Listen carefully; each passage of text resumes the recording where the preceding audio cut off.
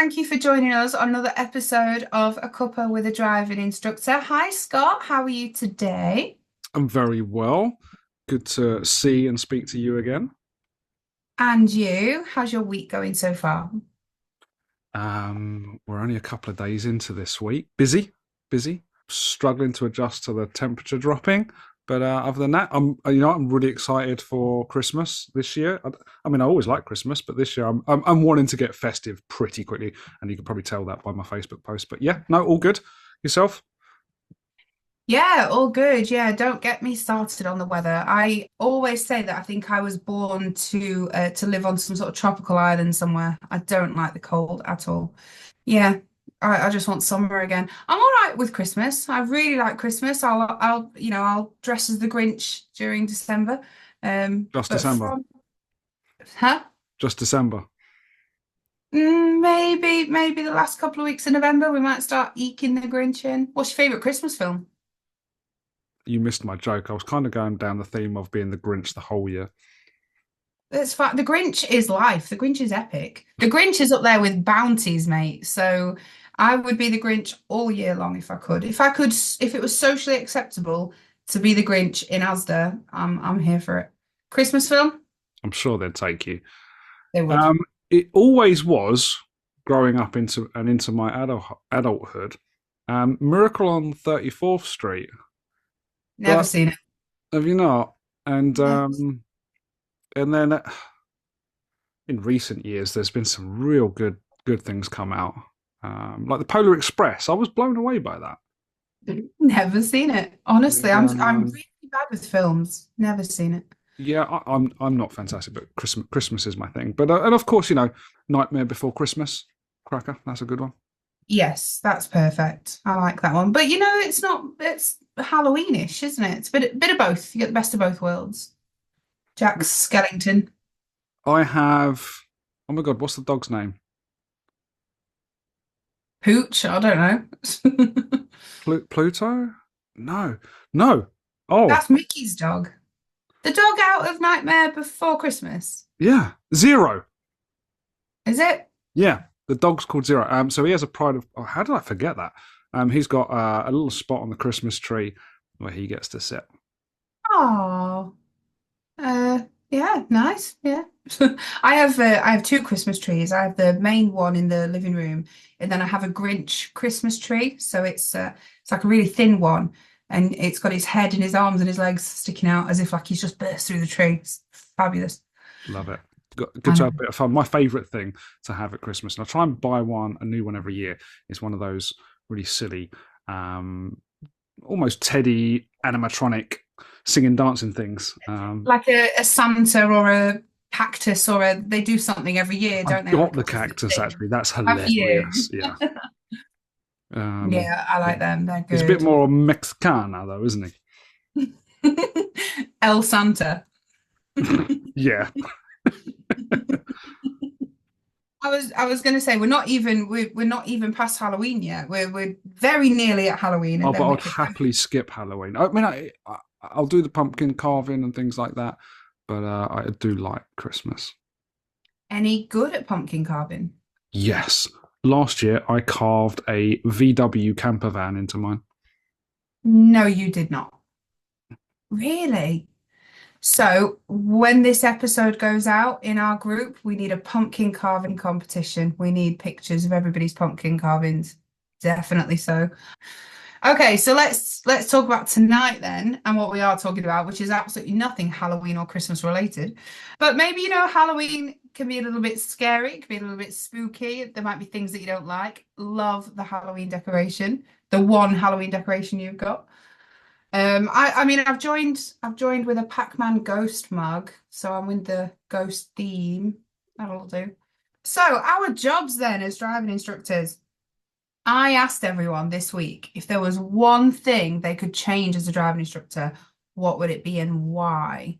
And we got some really, really great answers that I thought we could go through tonight. As Yeah. always, thank you everyone for giving us loads of comments and loads of stuff to talk about. Question to begin with. What made you ask that question? What was your thoughts?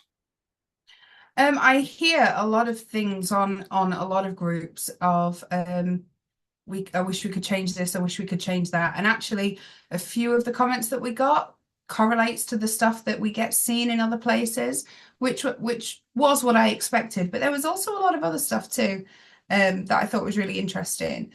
We can't change everything. It was kind of a question that's just now left there because we don't have the answers to everything. We can't change everything. But it's certainly stuff that we can talk about. And by talking about it as well, hopefully it helps people realize that they're not the only one thinking they wish they could change X, Y, and Z or they could improve on. There's only so much that we can handle and that we can do, but it helps people know that there's others feeling the same, I think. I love that. Yeah. Thanks. So the first one that we got was from Mark Coyle, who said the hours you need to work to make a living. Mark had a reply to him saying, curious to know how you mean. And Mark replied that he has an expensive wife, which I thought was a really, really good comment. I love the Uh, humour injection there because that could be quite a tough subject, a sore subject, So it's good to. I like a little bit of humour with things, a little bit tongue in cheek. It's nice. oh, absolutely. I'm a sucker for a Christmas cracker joke. I love a good dad joke. Is that why you like my dad jokes? Because that's all I've got. And they're brilliant. They're absolutely brilliant. To be fair, I could do So, some new ones if anyone wants to share any. oh, I've got some good ones. We'll do a joke episode in the future, and we'll just share some really good jokes. I've got some good ones. So the hours you need to work to make a living, then, what do you think about that? Do you think that we can do the hours to make a living? Do you think we can make a living in this job? Depends who you are and your setup, your life setup, really. I think I'm. I like to find solutions, not problems. I don't like to. It's okay to consider barriers, and these are my obstacles. But I really enjoy the challenge of finding a solution to those sort of things. So Mm. this is where I'm at. This is where I want to be. How do I get there? What's the journey? So I think I'm a firm believer in that cliche that anything's possible. But it's how you get Mm. there. It might not be overnight. Might not be just changing one thing, but certainly there'll be somebody that's done it as well. Somebody will have some advice, and if it doesn't work, try something else. But Mm. yeah, I mean, I do like that about you as well. We've worked together for quite a while now on various different things, and I do love that whenever there's maybe an obstacle in the path, you are really curious about it and you like to find a way to make it work. And I guess that links very much to what Mark said. And if anybody's feeling like maybe they're not making a living, maybe they're working too much or not enough, or they're not getting what they want, find some way that it works for you. And a bit like our learners, isn't it? If something's not working, let's try some different strategies to get the solution that we want. And I guess it is independent, isn't it? It's individual. It depends on what it is you're trying to achieve out of yeah. doing this job. Are you wanting to work loads and have loads of money, or are you wanting to work less hours and have a nice, comfortable income and have lots of spare time? It is what the person wants, isn't it, out of it? And how it could be that, and I've seen it. Instructors coming into the industry don't see it or treat it like a business to begin with, Mm. and you can very quickly get sucked into the. I'm just going to go out and do lessons, and well, everyone charges this amount. Everyone buys their car here, leases their car there, and that's just the way we do it. Or they go into a driving school and they have a franchise, and this is the way it's done. And I don't think there's a one shoe fits all really. It's difficult to do that. Do you And think, let me pause you there, and I know we're going off topic a little bit, which we usually do. Do you think that there is enough knowledge for people coming into this job and this career for the business side of it? To train somebody, maybe somebody's been employed for 20 years. Do you think there's enough information there available to show you how to be self-employed and how to run a successful self-employed business? well, if we remove the successful from the equation to begin with, because I think you have to make lots of mistakes and faults and find your feet with these things, and unless you're paying for a mentor and a business coach from the get go, I'd probably say no on the whole. But there is an element of responsibility on the person coming into the industry that, you're about to become self-employed. This is your responsibilities with various different things that come along with that. And so many people come to me and they're like, I didn't know I had to do this. I didn't know I had to do that. So clearly there's a gap in either knowledge or awareness in that. Whose fault is it? I'm not really a one for blame game. I get it's difficult for me to answer as well because I came into this already being self-employed and already run a business. So I kind of understood what was required to a certain degree. Maybe didn't understand that this particular business as much, but coming into the industry, I think most people are doing that with an agenda outside of I'm going to run this like a business. And they've got a love for teaching people. They've got they like seeing change. They want to make a positive difference on the road. All of these amazing things that people come into this industry for. And then the business side of things it tends to be an afterthought. But I can only really comment from people coming in, approaching me for business support or coming into the driving school. And I like to sort of underpin everything we do and support with that in mind, that it is their business and it's their decisions to make. But sorry, that's probably went off on a bit of a tangent. But no, there's probably not enough available really. It's starting to happen. There's a couple of groups and a few more people that are starting to offer this. We've got to change the perception, I suppose.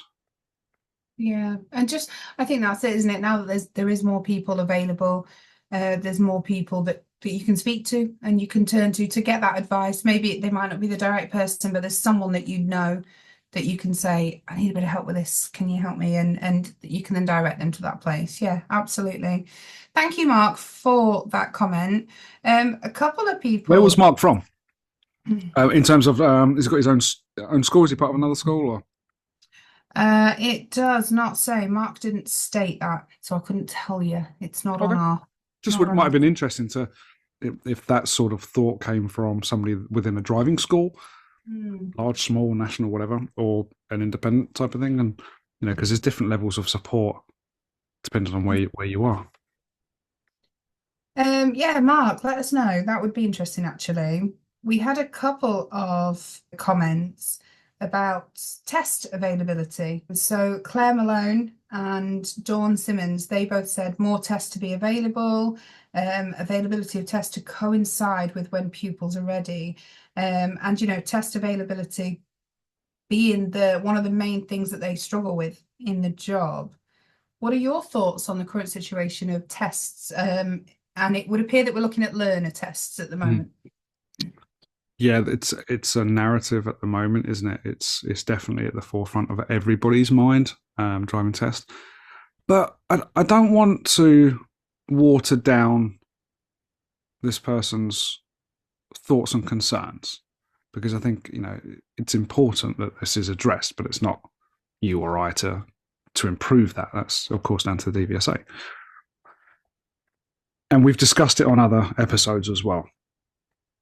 But for me, I think I put this in the group actually, I'm yet to come across an issue. I'd see the issues and I see the learners having the issues with it, but I don't involve myself actively with finding tests. You don't book them for your learners? No, I'm only going to be able to do what they can do. And the difference being is if I go on the OBS, I can look at multiple test centres at a time.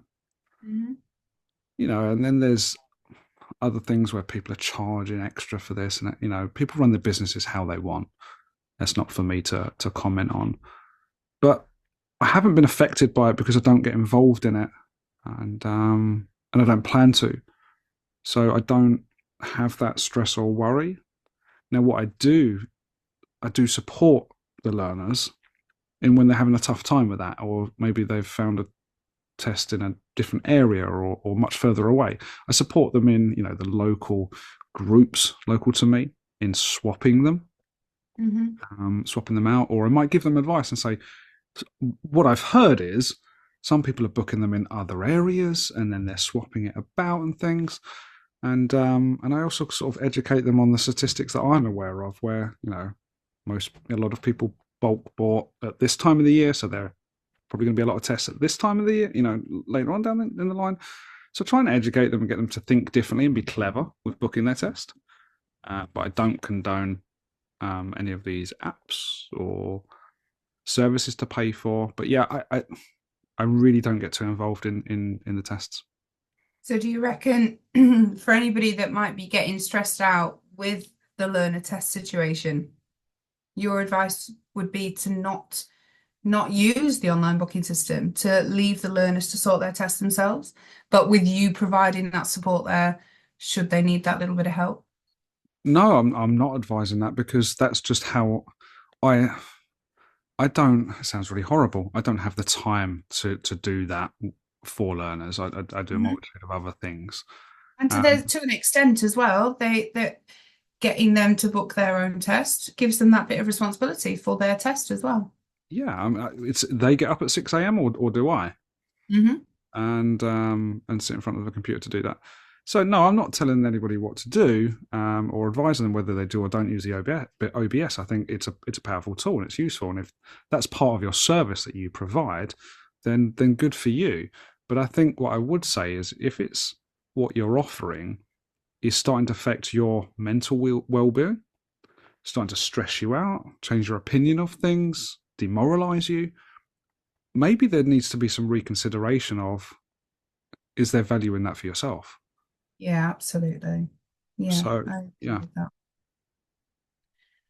that. Okay, fab. I think I would agree with you that I don't really see much of an issue about it. It tends to be when I have a learner that books their test, it's always under the caveat that by the time we are getting closer, a few weeks before, it's never the week before, a few weeks before, if we need to have that conversation, we will. It's always under the proviso that if you're wanting my car for your test, it is something that we have mutually agreed. And if it gets to a few weeks before and you're not ready, we'll discuss it and we'll talk about your options and we'll see what's available.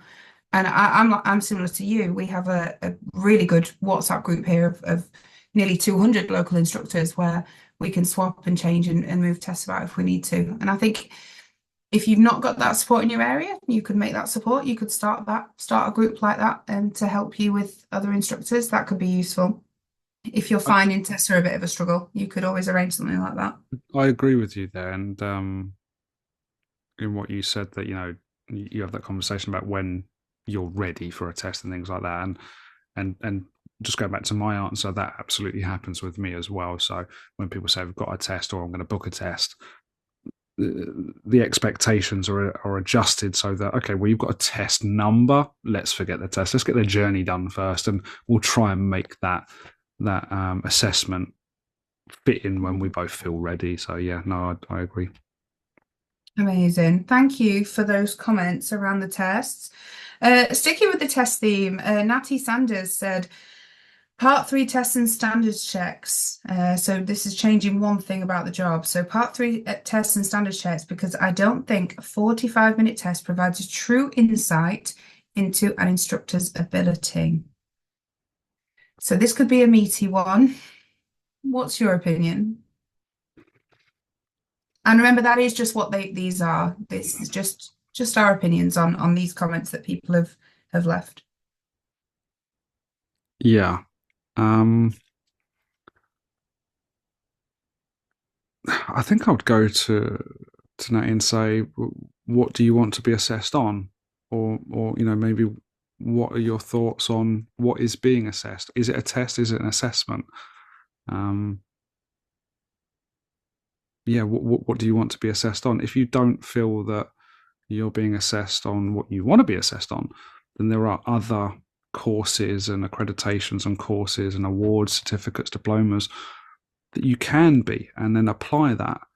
But you're absolutely right. 45 minutes isn't in, you can't see everything on your day to day, the day in the life of being a driving instructor. And of course, we know that because we imagine them coming in at some point in your lesson. Some bits have already been done, haven't they? So they're not looking at you know, that very first part of your lesson. They're coming in and they want to see a few other elements. I don't want to go down the training route, which is why I'm being a little bit vague. But Mm. yeah, they're not assessing absolutely everything. They had to find their criteria. If you watch the episode with myself and Bob Morton, we do explore that a little bit. So that's worth a watch if you haven't seen it. So I think 45 minutes is enough time, in my opinion, to have a look at what they want to see. And I guess I can relate that back to giving a driving lesson, whether it's an L test learner, an instructor on a part two, whether it's a toolbox talk in the commercial and fleet environment. When you've been doing this job a while, I think you can tell what sort of support skills and where they're at in terms of the development very, very quickly. So there's human elements involved as well. And if we put ourselves in the examiner's shoes, they're probably going to work that out as well because they're doing it all the time. They're seeing these things and it's evolved and their criteria has evolved. And I think what they've done is they've found where their goalposts are. And like I said, Bob spoke about this as well. So Yeah. I think it's enough time for what they want to see. I think I agree with you. For anyone that doesn't know my background, I'm not going to go into it, but I feel really fortunate that I had an attempt at a part three when it was an hour, and I had three attempts at a part three at 45 minutes. And I've previously talked about this on another podcast about the fact that I am in favor of the 45-minute test. And I think sometimes we need to remember that we need to show that learning's taken place. And again, to avoid going down the trainer route, because that's certainly not what we're here for. But we know that short bursts of learning can show that learning's taken place. A chunk of learning that might have taken 10 minutes with some clarifying questions to check their knowledge and understanding for them to then show you and put it in practice that it's worked. That could happen 3 or 4 times during a 45-minute test. Now, for some people, sometimes when I see that people say, I don't think 45 minutes is long enough, what's the goal then? Is it 46 minutes? Is it 59 minutes? Is it an hour and 3 minutes? Like, how would you specifically define what's going to be enough? Because no matter what you put it at, someone will say it's not enough. And, the driving test is 40 minutes. They come out the test center, they do a few roads, chuck a maneuver in, and they're back. Is that enough? There's so much that you could argue and debate about it, whether it's enough or not. There's so many deep avenues and nooks and crannies within the competencies and within what they're looking at within the national standard. Can it all be displayed? It must be, because people are passing with the part three in 45-minute standard. It's in the criteria, isn't it? If they were assessing the full knowledge, cover to cover of the highway code, the driving essential skills, and also see all of that put into practice, how long does that take? Part one, part two, part three. Yeah. It's the $1 million question, and there's lots of debates out there about what should be included in the L test. Should a turn in the road be there? Should reverse around a corner, the taxi maneuver, and things like this. So it's, where do you draw the line? Is there a bottom line to achieve?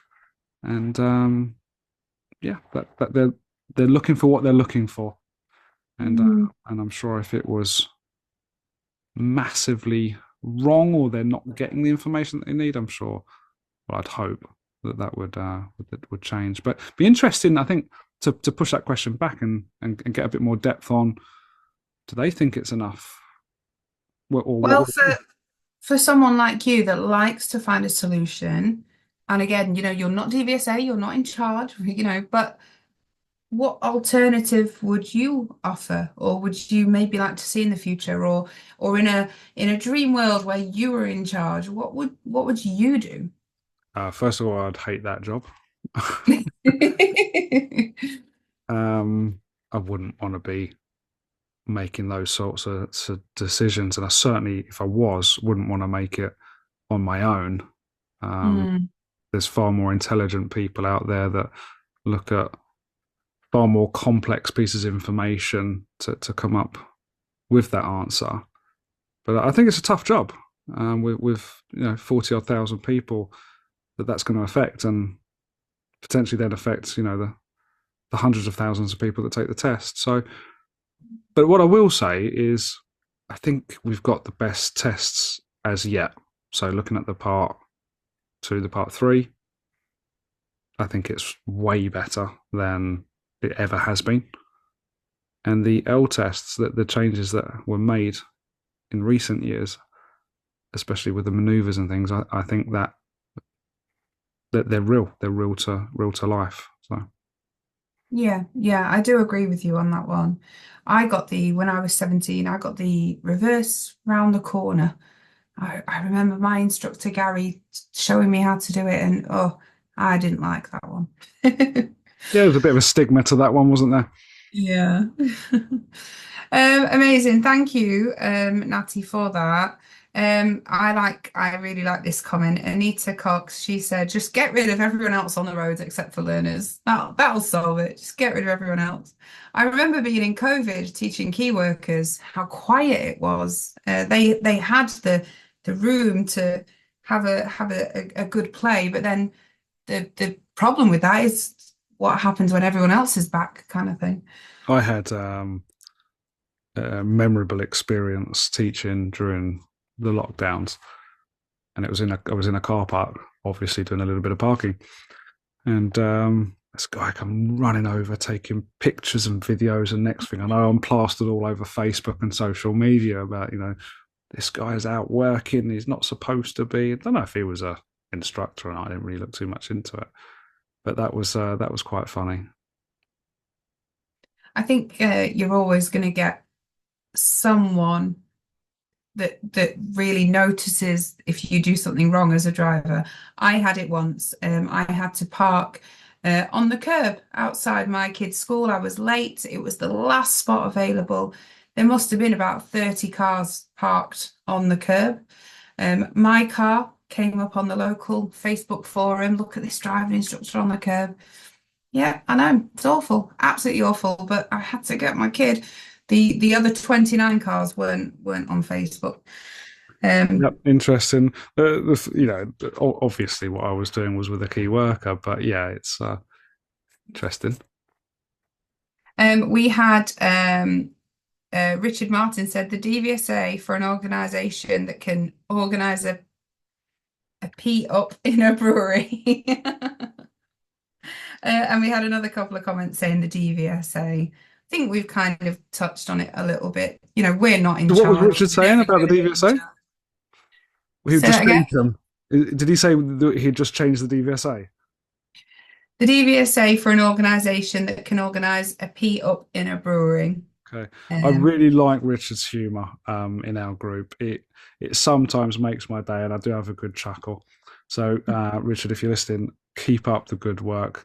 Keep up the comments. I really enjoy them, even if nobody else does. So, yeah. it's definitely welcomed. There's always room for a bit of humour, always.